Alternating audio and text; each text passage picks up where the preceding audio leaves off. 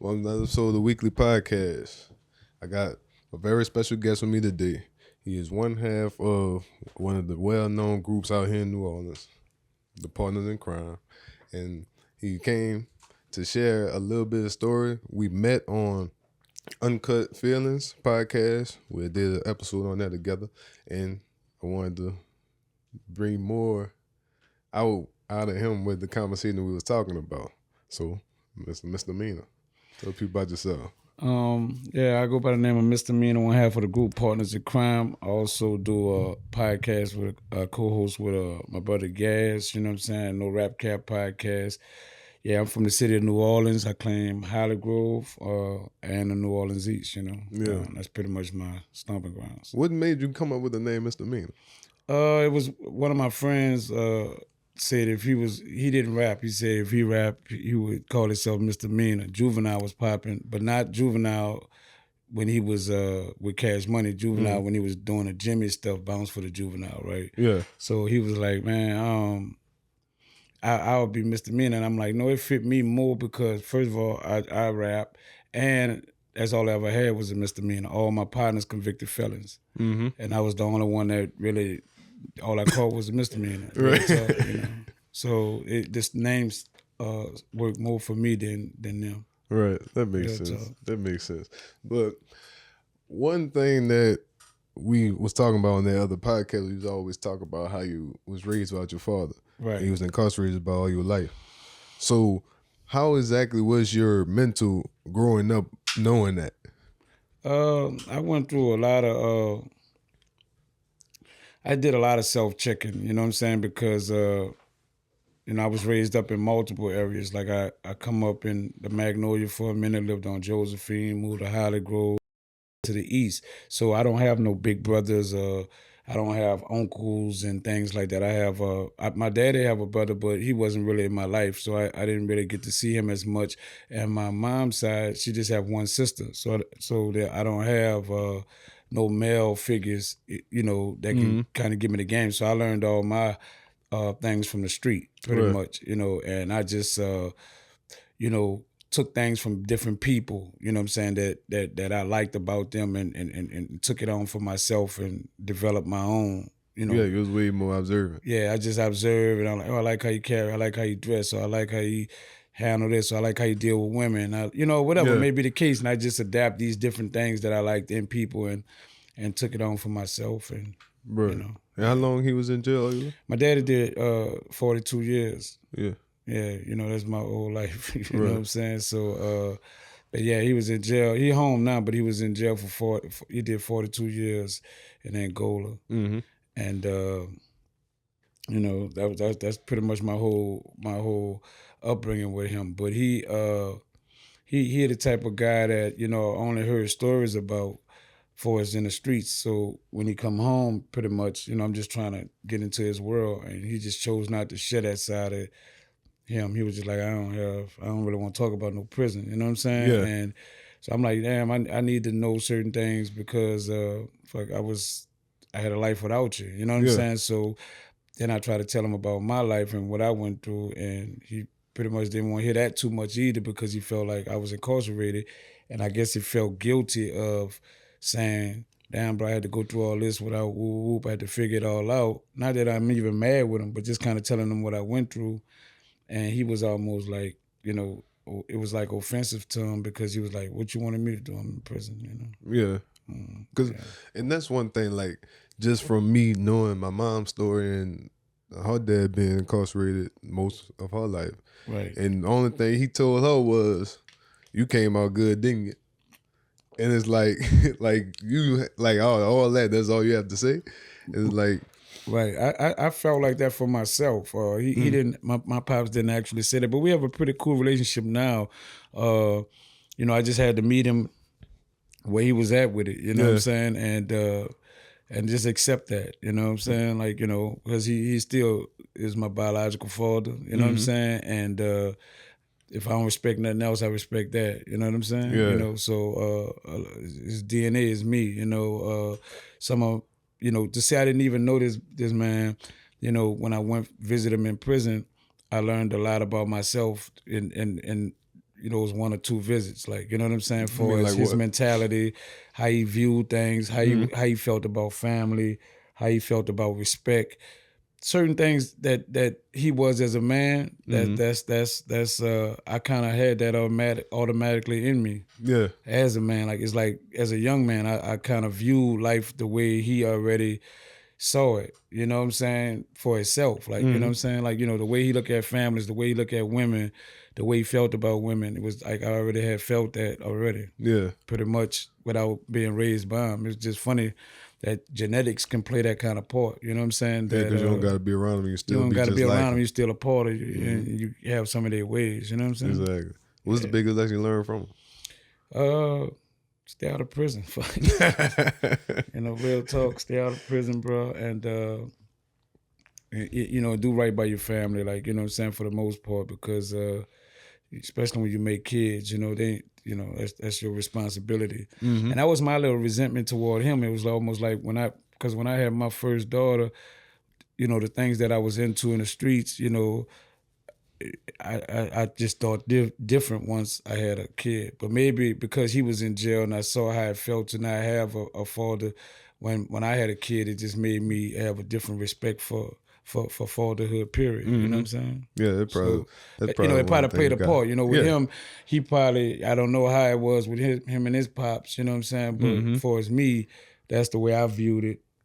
And I was just like, nah, you know what I'm saying? I can't leave my girl out here. And then I had a daughter out the gate. So I had a whole nother perspective on, like, like not leaving her here or being selfish to just worry about me. You know what I'm saying? So it just kind of made me get on another course in life and go another route. Yeah, I'm still trying to navigate the whole daughter thing because I started with 2 boys and my little girl is 10 months and like, yell or do something and she'll already start crying and I'll be like, oh Lord, I gotta watch my tone and it's real different. Yeah, From boys. girls are different. I have 4. You have 4 no daughters, boys? no boys, Yeah, and I 4. got a granddaughter too. Yeah. So it's like, I'm surrounded by a lot of female energy, bro. But I don't know, you know what I'm saying? I guess that's what's in my cards, Right. But it's cool, you know what I'm saying? It's cool. They make me grind harder, Yeah. I'm not saying that I wouldn't grind harder for the boys either, but for surely them girls, you know what I'm saying? Because I just don't like them to have to count on nobody else, you know what I'm saying? I be wanting to be their hero in a way of like, I can call my daddy, you know what I'm saying? I don't need, Right. really, like, you ain't got to take too much off of nobody because you got that support factor that's going to really look out, Well, I'm gonna ask you this question because you are girl dad. Do you feel like nowadays we treat our young women to be more independent than to be more wives? I try to balance it. You know what I'm saying? I just think life is based around balance. So I teach them that, independence is a key because you want to be able to do for yourself. So then when you ask a man of anything, it's almost like you're not asking him to do no more than you want that you would do for yourself. Right. So you stand for what you can do for yourself. It's almost like you want him to do something that you can't even do. You know what I'm saying? Or whatever. Like, so I try to teach my girls to be like, get your own, and then whatever he add to the, if he can match what you got or go above what you got, then that's a standard, like for you, like, you know what I'm saying? Yeah. Because at least what you asking for from that guy, you can actually do for yourself at the end of the day. Right. Because there's a lot of women that ask for too much and they they can't don't have nothing to give. ain't got a pot to piss in or window to throw it out, but you know what I'm saying? And I just didn't, because I never liked girls like that in period. Right. Every female I dealt with or chose to be in a relationship with, they was go-getters, like, for themselves, like they wanted things for themselves. So of course when I have daughters, they gotta, I'm gonna instill that in them as well, like, you know what I'm saying? But also, what's the other part of the question you said? Be independent. About them raising them to be wives as well.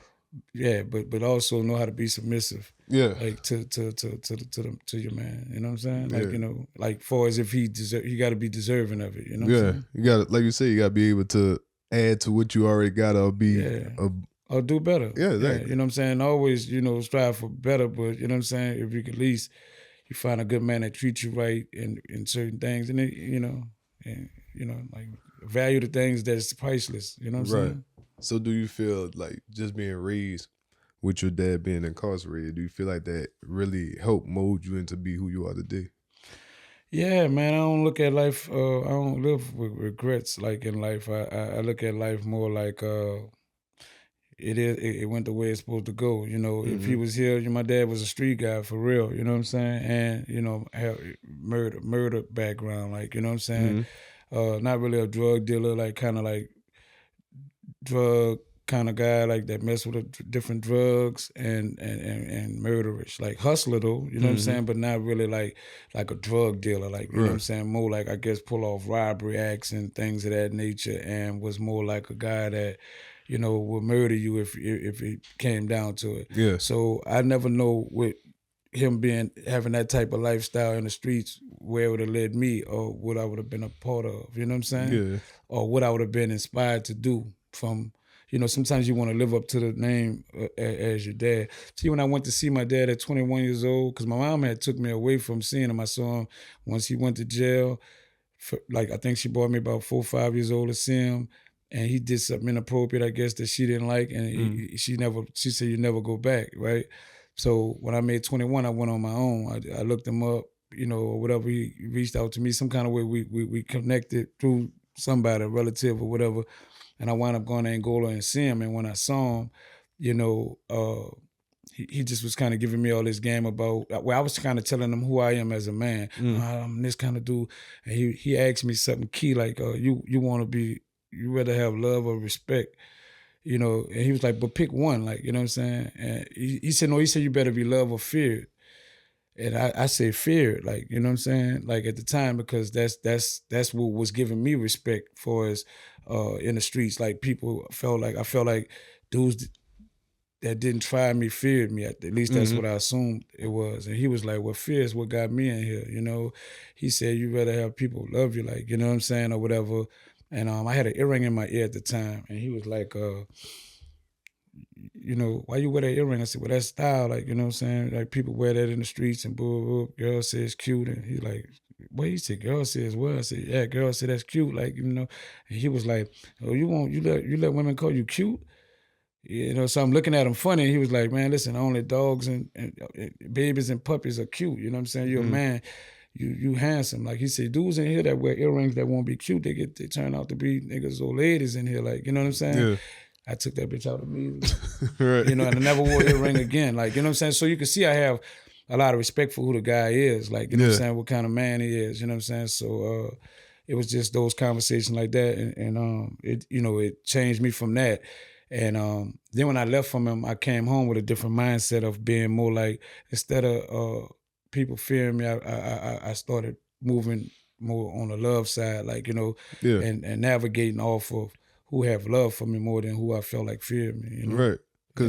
Cause you don't know what they'll do because they're That's what he afraid of told you. me. He said, a dude that fear you, waiting to cut your throat, he's just looking for the proper Yeah. opportunity. He's scared of you, think he respecting you because he's scared, but no, he's just looking for an opportunity to get rid of you if he could. Rat on you, knock you off, poison you, whatever he could do to get rid of you because of what you putting on him. You bound to, you know what I'm saying? You just don't want to live like that. You know what Yeah. I'm saying? He said a lot of guys that's in here, thought the same thing, that fear was the way to get the respect. He said, but really you want people to have more love for you. Like, that Yeah. kind of, you want that side of respect more than the fear side of respect. Yeah. Cause you don't know what'll come from that. All right. So, I start, like I said, I came home, I moved forward on just love, like more Mm-hmm. people that had love for me. And that's still what I navigate off to the day. You know what I'm saying? That's why my circle's super small, and I'm mainly just with my family. I'm talking about immediate family, wife, kids. Yeah. Like, you know what I'm saying? Like, that's mainly who I'm locked in with. I don't And really have a lot of and it's partners. crazy. That's how I'm starting to get. Like, the older I get, I'm starting to realize that's the peace that you be looking for throughout your life, and that's really all you need. Because, like, I shout out to my wife, bro, because, when I never did no time. Like I said, I'm Mista Mean for real. But the little times that I did go to jail for the weekend or 4 days or whatever, like that, small stuff like that.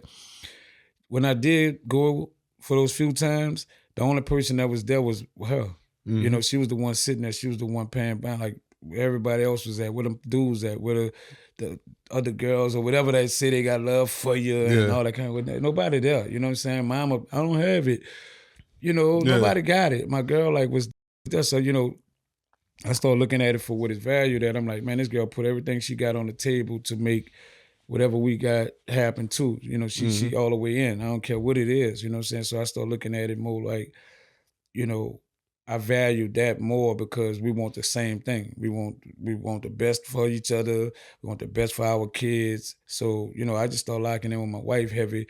And things just started changing. Like this life Yeah. got better for me. Like, my finances went up, you know what I'm saying? It was just everything just became greater for me. You know what I'm saying? Right. So it may not work for everybody, but that works for me. And, I can honestly say that too, because once I really tapped in with my wife, it's like everything, my purpose started meaning more. Meaning more, Yeah. right. And And it I get a felt little good. joy out, and I get a joy out of it. I said, bro, I had met a couple. I used to, and this had always stuck with me. I had met a couple when I was younger, maybe about 17. I was working at Swagman out here on Bullet, and I was a cashier, and it had a little couple that used to come to my line because I used to throw them like one day the mom came through the line and she didn't have enough to pay for whatever, and I just kind of gave it to her like Yeah.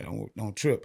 So when people feel like that cashier look out for me, they looking for you. Yeah. So her and her husband one day came down a thing, and I'm laughing because I know she my line was long. She could have went to a shorter line. They hung in that line to come through for me. So when they get to me, I'm like, damn, she was like, this is my husband. I'm like, okay. They both was older people. So I was like, man, how long y'all been married? And dude was like 52 years or something like that. I might be a little wrong, but I know it was like in the 50s. Might be more, but it was like, I'm gonna just say 52.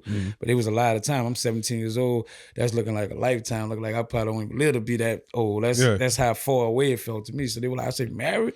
They're like, yeah, we 70, such and such and such. And we've been married 57 years. So I'm like, man, that's awesome. Man. Damn, like, how y'all did that? So the man, as I'm ringing up the stuff, the man was like, man, listen, true love always prevail. You know what I'm saying? He said, but don't say, I'm not going to tell you that we didn't go through a lot of ups and downs and a lot of getting to know each other, almost like fell out of love, in love type stuff to get to where we at like today. You know what I'm saying? He said, now we've been on a good streak for a long time, but I'm just saying, prior to getting on this streak that we on, we went through some trials and tribulations. I guess to tell, I'm from a different family, she from a different family. I was raised a certain way, she was raised a certain way, and we had to learn how to become one. And he said, so we went through our little confusions of how to become one. But once he said, but we knew we truly loved each other. So once we became one, life just became grand. So I was like, damn. So I felt in that conversation with the man, like, damn, this is real. Like I could feel him talking. I was feeling something off of what he was saying. I was like, damn, I wanted that. Like, you know what I'm saying? But I just knew I was playing a lot. I'm young nigga, a lot of girls. It wasn't that I was looking for, but I knew when I had that conversation with him at that time, that's something I want out of life. Yeah. So when I ran across my wife and we started working and building, that always stuck in my mind. And I knew I loved her. And I was like, man, I'm going to build with this woman and get to it. And that's kind of like where we at now. This year will be 25 years for me and my wife as married. 27 years together, but 25 years of marriage, Right. So, and it's been great. You know what I'm saying? Like, I know marriage ain't for everybody, but I love it for myself, Yeah. A lot of people say it's not for everybody, but I believe, like, if you really want to lock in, it's easier. And it's less stressful for sure. Like, I ain't gonna say it's easy because it is work being married. It is work. It's work, But it's worth it. Yeah, it's worth it if you have a common ground in it. Like meaning like y'all both want the same thing out of it. If that's why they say it should be equally yoked. Because if it ain't equally yoked, then it's something gonna fall off. Somebody gonna feel not treated fairly in a relationship, and it's gonna lead to whatever, cheating, gambling, whatever. You know what I'm saying? Wherever anybody need to fill that void, they find a way. You know what I'm saying? So it need to be equally yoked. So with you being an artist and all that and traveling and all that, that wasn't really a problem? It was a problem. I missed out on, so prior to me getting married, I have 2 other kids. Like my wife have 2 kids for me, and I have 2 baby mamas. You know what I'm saying? But on the trajectory of where I was at, like with having the 2 baby mamas, I was like, damn, I don't want to be like my pops. Like my pops got, I got a brother and a sister by him, like 2. You know what I'm saying? So I'm looking like, only thing left for me now is to go to jail. Like it sounds like I'm going with the same, narrative as he had. Like 2 baby mamas, next is the prison. You know what I'm saying? Yeah. So I was paying attention to that, and I was aware, like I'm kind of on the same like trajectory to do what he doing. I'm a little older than he is, with these kids, but at the same time, it's still like only thing left is to go to prison. Yeah. So I kept saying like, after, I said if I meet a girl that make me feel a certain way, because I had true love one time, like prior to meeting my wife, which was like my first love. Mm-hmm. And I didn't do right by her, but I knew in my heart what it feel like. You know what I'm saying? Yeah. I was like, damn, if anybody, so I was running through a lot of girls, like, boom, just doing me, like, rapper, hot, knowing a lot of, just meeting them and running through them. Yeah. So when I met my wife, I just, she instantly, first day I met her, she gave me that, my partner, because I had a roommate, like, you know what I'm saying? And I told him, we was at Whispers, Club Whispers out here on Lake Forest. And I told him, I met her that night and I said, say, bro, see that girl? She was walking across the parking lot. I said, that's gonna be my wife. He like, like, that's nigga talk. He like, Yeah. all right, but whatever. You fuck with too many hoes to even, I can't even hear you saying that. So I'm like, see that girl? That's gonna be my wife. And he looking like, all right. I locked in with her. And then I just like locked in, bro. And Yeah. I told, we was on the lease. I think it was like the 6 months or whatever. I said, when this lease up, I'm out. So they looking at me like, all right. Lease was up. Me and my girl moved together, and we like moved fast. Like it didn't take no time. Right. It was just right. It felt right. And I had buku fun with her. She was like my friend from the beginning. Like, you know what I'm saying? And I found a friend in her. People always ask me, man, how you make your relationship work? I said, well, me and my wife friends. Like, it's like really my partner. I could just hang with her. I don't need to hang with nobody. Like, it's like me and her go out, laugh with real people. We rib each other. Like, we be having a good time, really having a genuine fun, not like a fake fun. Because niggas be like, you be with her everywhere you go. I'm like, I like being with her, though. You know what I'm saying? She like being with me. I don't have no problem with it. But, so even when I was rolling, when I met her, I was already rapping. I was rolling. My partners, I used to roll deep, like buku dudes. She would be the only girl with us. And all them niggas, like, you know what I'm saying? I'd be like, y'all riding in your own car. Meet me at this club or whatever. I'm going to get everybody in, but my girl was with me. Yeah.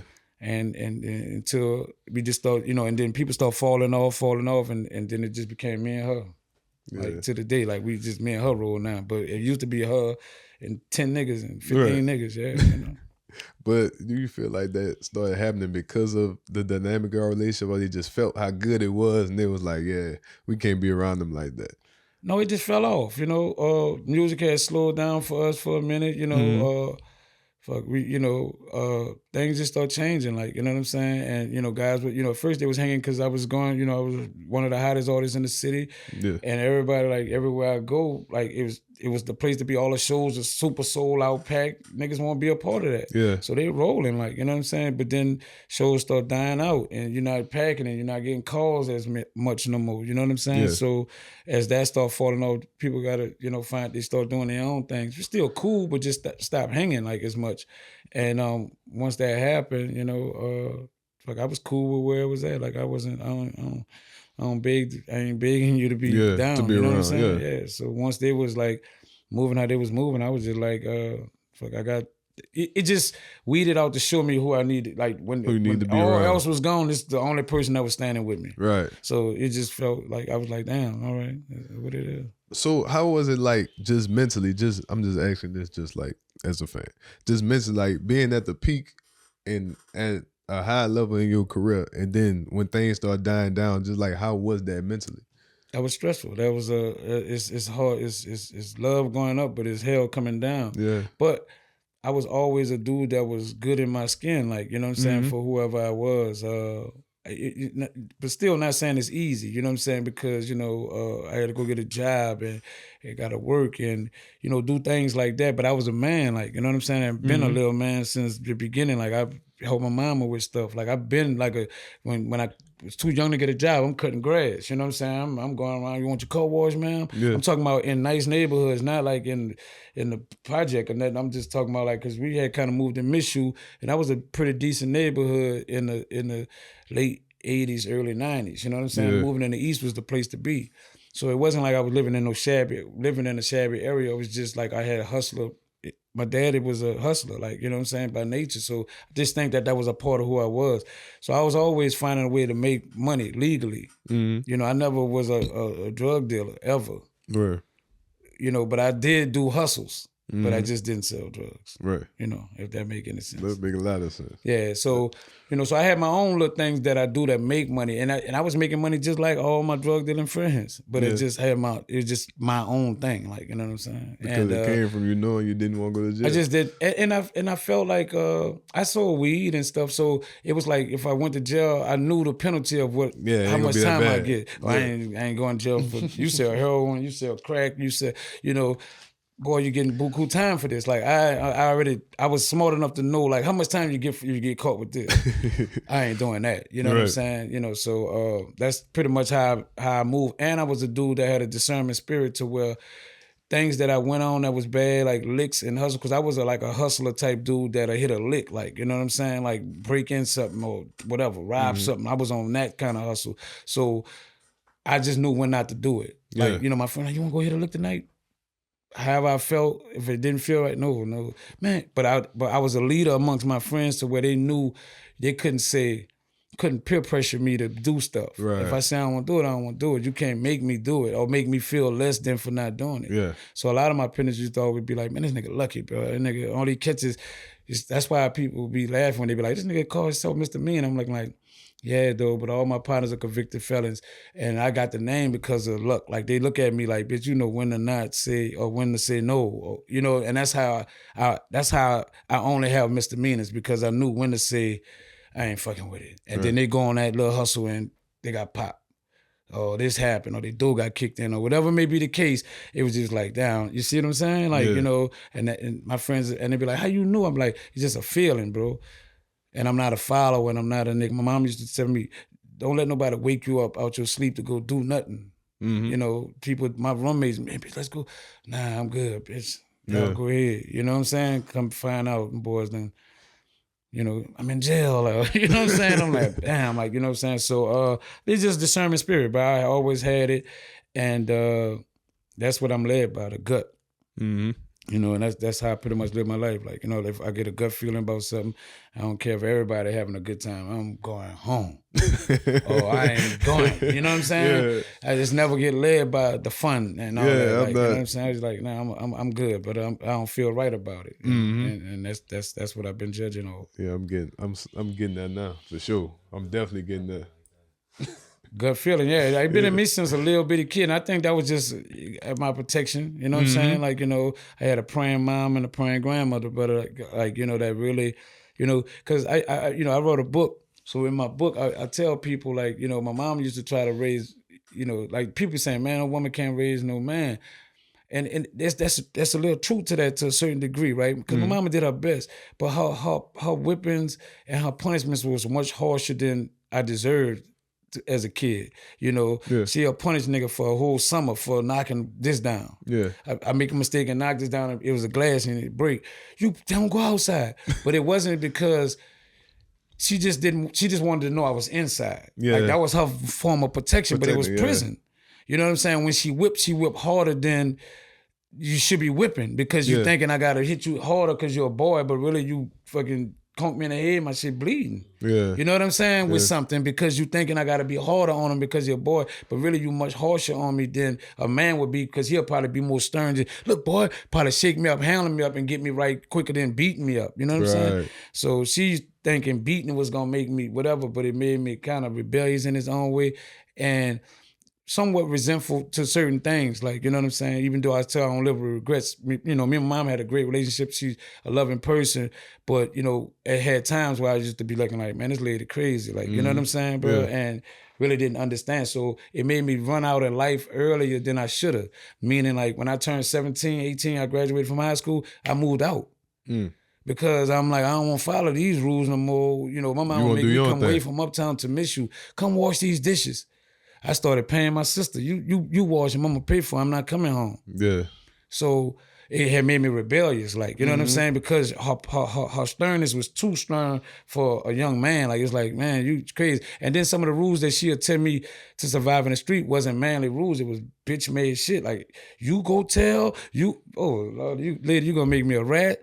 You're gonna make me, you know what I'm saying? You're gonna get me killed out here if I listen to you. You tell them people if he did, no, like, our rules was not man rules. So I couldn't listen to that, and I had to learn from the streets how to survive in the streets. Like, you know what I'm Yeah. saying? So that's why when they be saying a woman can't raise a man, I'll be like, yeah, that's partially true. One of my Muslim partners gave me a little game. I was asking them like, damn, bro, how we get so far away from what the game used to be when we was younger? He said, because they got a lot of women raising men. He said, I'm gonna give you an example. He said, if you have a football and you come outside, he said, what was the rules with football?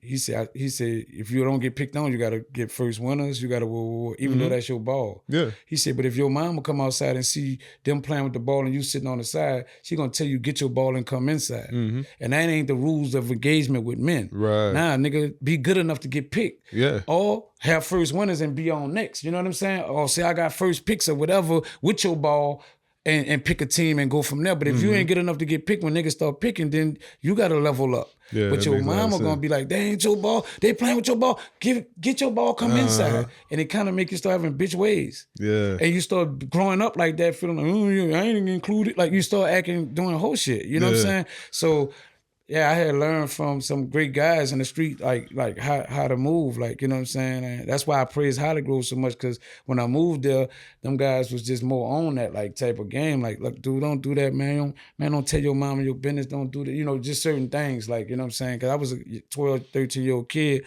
when I first moved back there, and they just gave me the game that I needed to develop to become the man I am today, and I'm proud of it.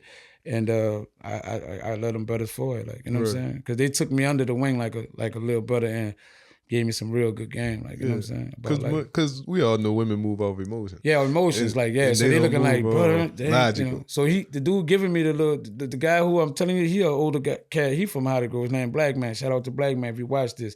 You know, he was the one that gave me that game, and I'm like, you know, just about that, when we was talking about it, he was talking about how the world changed. He said the world changed. He said, listen, you used to be in church and you couldn't wear a hat in church. And he said it got to a level where the kid or the young man who didn't like that rule changed when he got older and said, I ain't doing that because I ain't like that when I was young. They start losing the tradition and become more of what they want to be. And it gets further away from the respect levels of certain things, you know what I'm saying? I hated speaking, I hated doing it. You know, people throw away a lot of food because you don't have to eat that, because when I was young, my mama made me eat green beans and I ain't like them, and I hate that. And to the pot, yeah, you gonna eat it. And then when you get older, you're like, I don't make my children eat like that. You know what I'm saying? So these how things change from things that people dislike. As they get older, they be like, we're not doing that no more. You know, here, you know what I'm saying, or whatever. And some of it be for the good, but some of it be for the bad. Yeah, because a lot of things changing. Like people telling grown people how they feel now. Yeah, when you couldn't do that. You couldn't even talk to no adults. Like, you get your teeth knocked out. Right. and it's like, now it's like, bro, like that was trauma back then. You know, and you know, back then they just going off based off what they know. It was trauma, you know, and there was better ways to do it, but they only knew what they knew. Yeah. And as we learn, we do things to make it better. I think I could give my kids as much as I could possibly give them. And people be saying that that's a you know, somewhat you kind of making them weaker than they should be in certain ways. But I kind of, like I said, everything with me in life, I try to find balance. So I try to be to a level like, I take care of you and I support you. Then it get to a level of like, I support you. I don't really take care of you, because you got to learn to take care of yourself. But I support you on whatever you got going on and help you, and, you know, things of that nature. So it helps them develop to become the young ladies that they should be, and being independent without feeling like it got a crutch every time. You know what I'm saying? You know. So. And that's one thing I'm trying to navigate too, raising my young kids, because I do feel like I do spoil them a lot and overstep when I could just leave them alone, let them do on their own. Right. And I don't know if that's just because of fear or me knowing like I wouldn't even say that's how my parents raised me, because I did a lot of things on my own, but it's just like, I don't know. I don't know if it's just because of wanting to be a little different or do things. I mean, I just think sometimes we want better for ours, like than we had or whatever, just better. You know what I'm saying? And we think some things that we do are better. You know what I'm saying?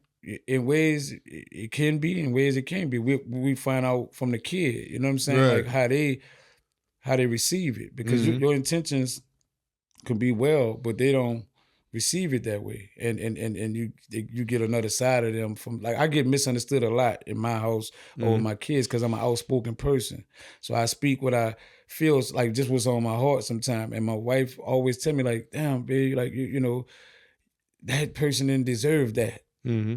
And I said, well, that's how I felt. She's like, just because you felt like that don't mean that they deserve that harshness of whatever. Like, you know what I'm saying? So I had to start learning that. She said, you don't really have empathy, like, you know what I'm saying? Mm-hmm. But I think that part was ripped out of me as a kid.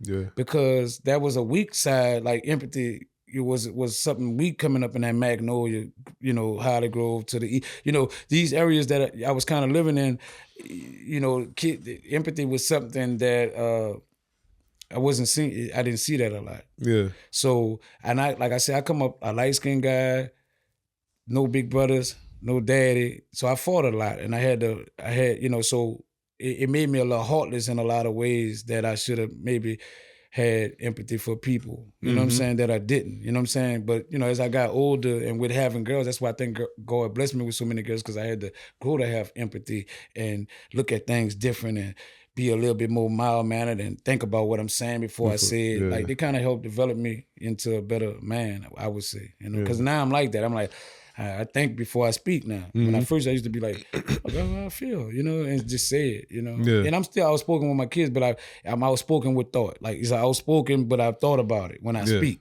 Yeah. You know what I'm saying? You ain't Instead of just blurting it rambling out, out. I ain't reacting. I ain't reacting, I'm responding. Mm-hmm. So you could say something, and I pause and be like, and then I answer, you know, off of thought. You know what I'm saying? More than just how I felt. I got you. That makes sense. Yeah. So it's learning curves, you know what I'm saying? But life. Yeah. I appreciate you doing this episode with me, man. It's cool, man. It's cool. I really appreciate it. It's dope. It's another episode of the WeakLEE Podcast. Remain open, honest, vulnerable, and tune in next week. It's love. And this is the WeakLEE Podcast. Be sure to like, comment, and subscribe. Tune in next week.